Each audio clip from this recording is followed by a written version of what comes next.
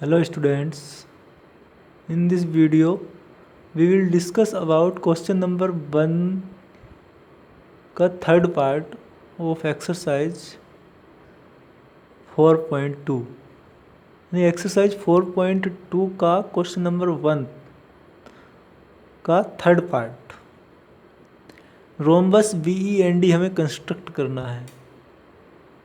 when given BN equal 5.6 और DE equal 6.5। देखिए कैसे कंस्ट्रक्ट करते हैं। पहले मैं रफ फिगर बना रहा हूँ। सबसे पहले जैसे मैं जानता हूँ रोम्बस कैसे बनाते हैं, रफ फिगर बना दो रोम्बस का। पहले मैं इस तरह से एक रोम्बस ड्रॉ कर रहा हूँ। पहले आप यहाँ देखिए, सभी रोम्बस की क्या होती हैं, सभी साइड्स इक्वल होती हैं और जो डायगोनल्स होता है रोम्बस का, डायगोनल्स एक दूसरे को 90 डिग्री पर बाइसेक्ट करते हैं। ओके, इतना तो पता है, हमने पीछे पढ़ चुके हैं प्रॉपर्टी ऑफ रोम्बस कि रोम्बस क्या होता है, सभी साइड्स इक्वल होती हैं और जो डायगोनल्स होते हैं बाइसेक्ट करते हैं और 90 डिग्री पर परपेंडिकुलर बाइसेक्ट करते हैं। ओके, तो दिस इज रोम्बस BEND। मैं इनका नाम रख देता हूँ, देखो BEND।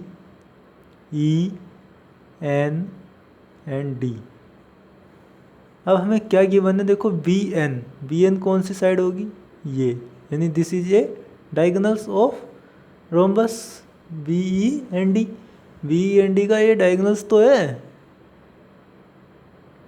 दिस इज डायगोनल्स, तो डायगोनल्स हो गया ये। तो अब ये डायगोनल्स कितना गिवन है हमें, 5.6। ये कितना है, 5.6 सेंटीमीटर है। और डी कौन सा हो जाएगा, ये वाला डायगोनल्स। देखो डी ये वाला डायगोनल्स गिवन है, ये कितना है 6.5। डायगोनल्स ये गिवन है हमें कितना, 6.5। ओके, यानी हमें डायगोनल्स गिवन है और कुछ नहीं गिवन है, और ये गिवन है कि ये क्या है, रोम्बस है। अब रोम्बस के अकॉर्डिंग हमें क्या पता होना चाहिए कि रोम्बस की सभी साइड इक्वल होती हैं और जो डायगोनल्स होते हैं वो 90 डिग्री पर बाइसेक्ट करते हैं एक दूसरे को। ओके, बाइसेक्ट करते हैं और 90 डिग्री पर बाइसेक्ट करते हैं, यानी ये एंगल कितना हुआ 90 डिग्री, ये एंगल कितना हुआ 90 डिग्री, ये एंगल कितना हुआ 90 डिग्री। और बाइसेक्ट का मतलब जैसे टोटल डी कितना है, मैं इसे M पॉइंट लेट कर रहा हूँ, दिस इज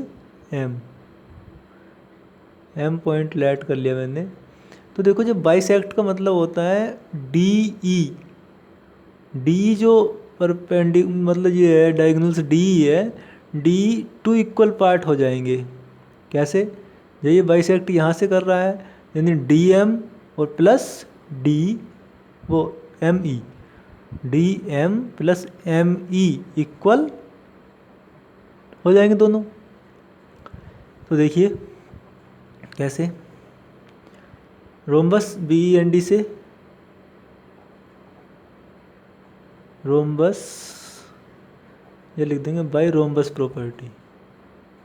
ठीक है, रोम्बस की क्या प्रॉपर्टी है, डायगोनल्स बाइसेक्ट, डायगोनल बाइसेक्ट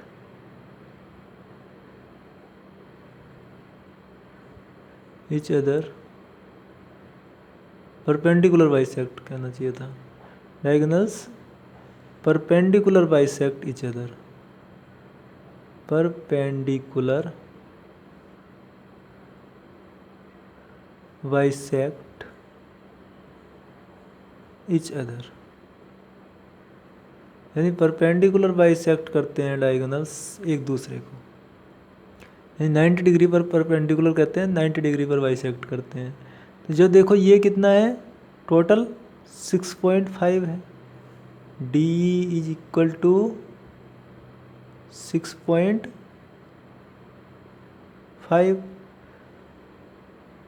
तो एम और ई कितना हो जाएगा, देन एम ई इसका हाफ हो जाएगा, एम ई डी का हाफ होगा, क्योंकि परपेंडिकुलर ये जो आपस में डायगोनल्स एक दूसरे को बाइसेक्ट करते हैं, यानी ये वाला पार्ट और ये वाला पार्ट इक्वल होगा।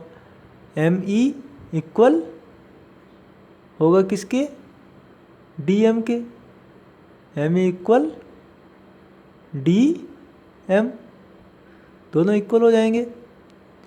अब इक्वल होंगे तो इसका हाफ भी होगा, यानी एम ई क्या हो जाएगा, 6.5 का हाफ होगा। बाइसेक्ट करते हैं यानी हाफ हाफ कर देंगे दोनों को, हाफ ये और हाफ ये, यानी पूरा कितना हो जाएगा 6.5, 6.5 का हाफ कर दूँ एम ई आ जाएगा। तो एम ई कितना आ जाएगा, देखिए इसका हाफ करेंगे तो कितना हो जाएगा, 2 3 जा 6, वो 2 3 जा 6 और कितना आ जाएगा 25, 3.25। ये तो आ गया हमारा एम ई, ये वाली साइड। अब ये साइड भी पता चल गई हमें, ये कितनी है 3.25। अब मैं यहाँ से एक और साइड फाइंड कर लूँ, ये वाली तो मुझे पता चल गई, ये एम ई कितना है 3.25 है। अब ये साइड और पता कर लूँ मैं, तो ये साइड आराम से पता हो जाएगी मुझे, ओके, क्योंकि ये साइड और ये साइड पता है और ये परपेंडिकुलर है 90 डिग्री पर, तो ये क्या हो जाएगा इसका हाइपोटेन्यूज, और हाइपोटेन्यूज फाइंड करके इसकी साइड फाइंड कर लेंगे, ओके। तो देखिए यहाँ से B M equal M N, देखो B M equal M N, तो मैं यहाँ से बी एम क्या हो जाएगा, B M equal total length है 5.6, 5.6 का हाफ हो जाएगा, 5.6 का हाफ कितना हो जाएगा, 2 2 जा 4 और 116,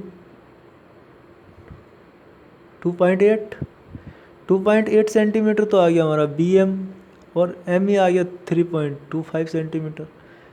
ये कितना है 2.8 सेंटीमीटर, 2.8, और ये है 3.25 सेंटीमीटर। अब मैं बी इक्वल फाइंड करना मुझे, तो देखो बी लिख दूंगा मैं, बी यहाँ लिख दूंगा by triangle, right triangle B M E से, by right triangle B M E, okay. B M E से ले रहे हैं हम, देखो बी एम ई, ई ये है, एम ये है और बी ये है, बी एम ई। तो देखो बी एम ई से बी फाइंड करना हमें, तो बी का स्क्वायर क्या होगा, यानी हाइपोटेन्यूज का स्क्वायर इक्वल एम ई का स्क्वायर और प्लस इसका बी एम का स्क्वायर। देखो ये तो हो जाएगा हाइपोटेन्यूज, ये हो जाएगा बेस और ये हो जाएगा इसका हाइट।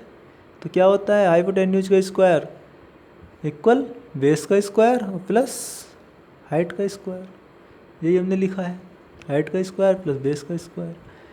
तो बी का whole square equal to M E की वैल्यू कितनी है 3.25 का होल स्क्वायर और प्लस बी एम की वैल्यू कितनी है 2.8 का होल स्क्वायर।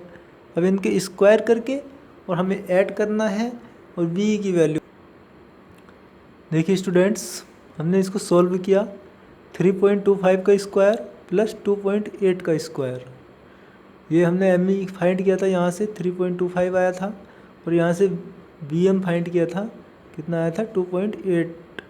तो इनको दोनों का स्क्वायर कर दिया, यानी हाइपोटेन्यूज का स्क्वायर इक्वल टू बेस का स्क्वायर प्लस हाइट का स्क्वायर। तो यहाँ से हमने बी स्क्वायर इक्वल इसका स्क्वायर कर दिया है और इसका स्क्वायर कर दिया, दोनों को ऐड कर दिया, ये वैल्यू आई। इसका हमने स्क्वायर रूट फाइंड किया दोनों ओर का, तो बी की वैल्यू हमें फाइंड हो गई है, B, this is B E. अब जब बी की वैल्यू कितनी है 4.3, तो बी क्या है इसकी एक साइड है बी। जब बी एक साइड है तो सभी साइड इक्वल होंगी, क्योंकि ये क्या है, रोम्बस है। ठीक है, तो we can say that B E equal E N और इक्वल होगा एन डी, और एन डी किसके इक्वल होगा, डी बी। यानी सभी साइड इक्वल हो गई, यानी 4 तो हमें साइड मिल गई। और एक डायगोनल्स कोई सा भी ले लो, ये दोनों डायगोनल्स ले लो, अब जैसे चाहो वैसे कर सकते हो सोल्व।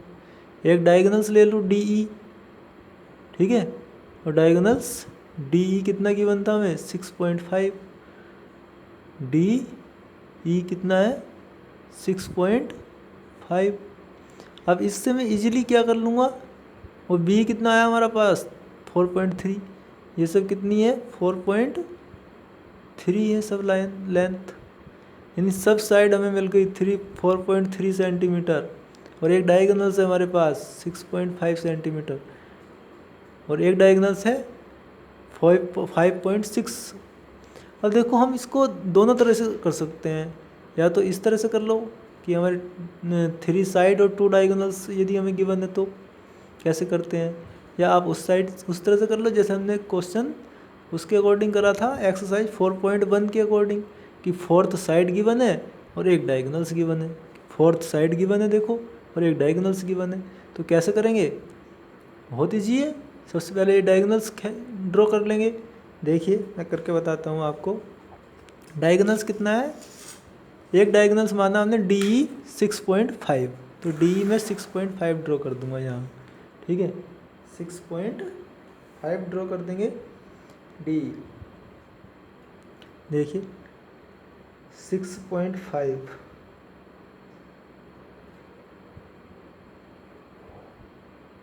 ये मैंने लाइन ड्रॉ कर दी 6.5, this is D, D E diagonal से। अब मैं क्या करूँगा, और मुझे क्या गिवन था, पीछे मैंने देखा था कि बी रफ के अकॉर्डिंग, देखो इसके अकॉर्डिंग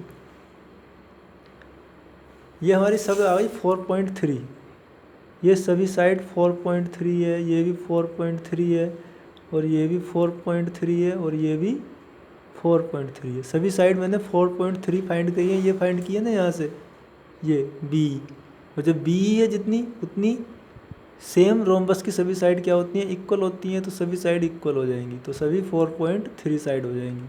अब देखो मैं सॉल्व कर रहा हूँ, ये मैंने ये ड्रॉ किया है क्या, डायगोनल्स कितना है 6.5, ये 6.5 डायगोनल्स मैंने ड्रॉ किया है 6.5।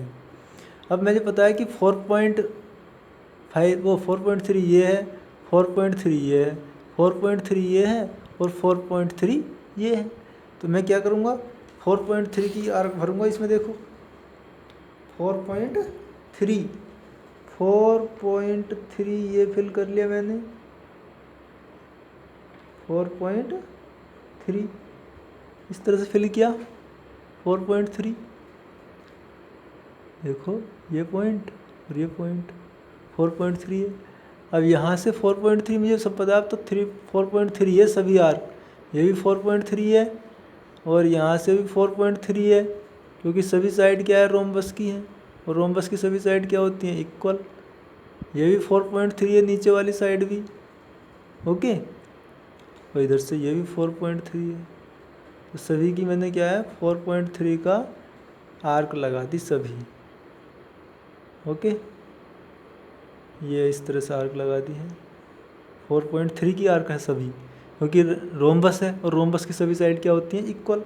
अब जैसे मैंने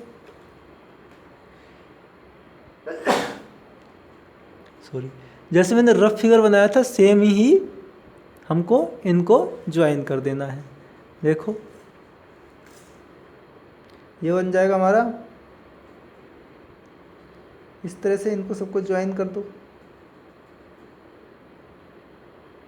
ये ज्वाइन कर दिया मैंने, और इसको ज्वाइन कर दिया है,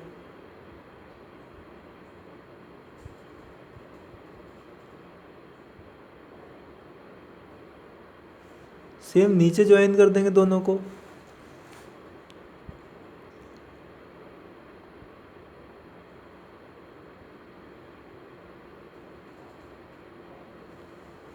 इस तरह से देखो, ये हमारा क्या है, क्वाड्रिलेटरल्स बन गया है रोम्बस, बन गया रोम्बस हमारा। हमने आर्क लगाई कितने की, ये सभी 4.3 है, 4.3 है, ये भी 4.3 है, ये भी 4.3 है। रोम्बस क्या था, रोम्बस था BEND। अब देखो ये क्या है, BEND, इसका नाम रख दो BE, इसका नाम रख दो N और इसका नाम रख दो D, बन गया BEND।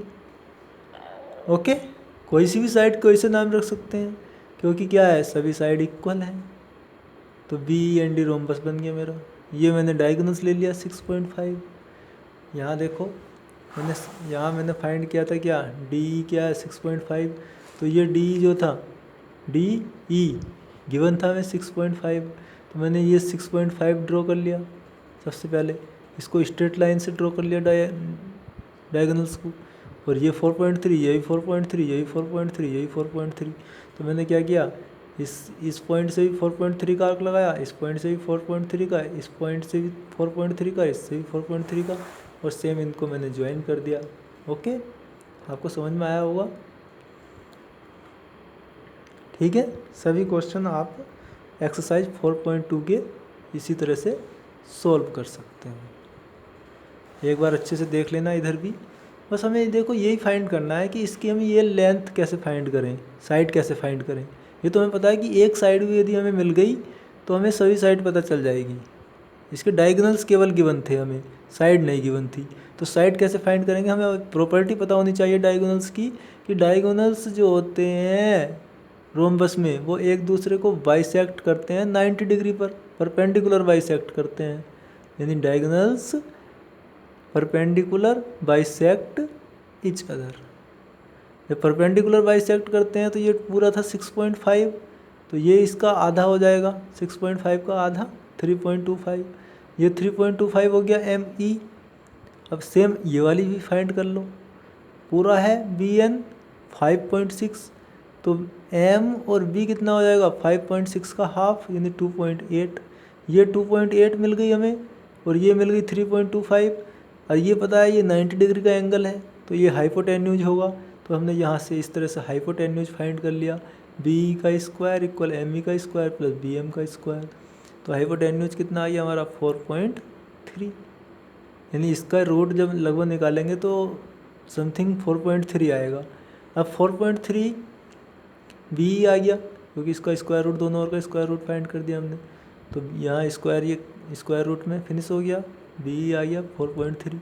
यानी जितना BE होगा उतनी ही इसकी सभी साइड होंगी, क्योंकि ये दिस इज है रोम्बस, और रोम्बस की ऑल साइड क्या होती हैं, इक्वल होती हैं। तो ये भी 4.3, ये भी 4.3, ये भी 4.3, ये भी 4.3, सभी साइड 4.3 हो गई, और इसका ये डायगोनल्स, टोटल डायगोनल्स कितना है 6.5। अब हम एक्सरसाइज 4.1 की प्रॉपर्टी यूज कर सकते हैं कि जब एक डायगोनल्स गिवन हो और 4 साइड गिवन हो, तो वही यूज किए हमने। यहाँ एक डायगोनल्स ड्रॉ कर दिया, जब एक डायगोनल्स गिवन था हमें 6.5 B और DE, तो इसका नाम रख दिया DE, और डायगोनल्स कितना 6.5। अब ये भी 4.3 है, यानी D से देखो, इस D से B का पॉइंट लेंगे तो भी 4.3, ये 4.3। अब इस E से B का पॉइंट लेंगे, ये भी 4.3। अब इस D से N का पॉइंट लेंगे, D से N का पॉइंट 4.3, और E से N का पॉइंट, E से N का पॉइंट 4.3। ये 4.3 का सबका आर्क लगा दिया, और इन आर्क को जहाँ ज्वाइन, ये कट कर रही हैं आर्क एक दूसरे को, उनको ज्वाइन कर दिया है। बस समझ में आ गया होगा आपके।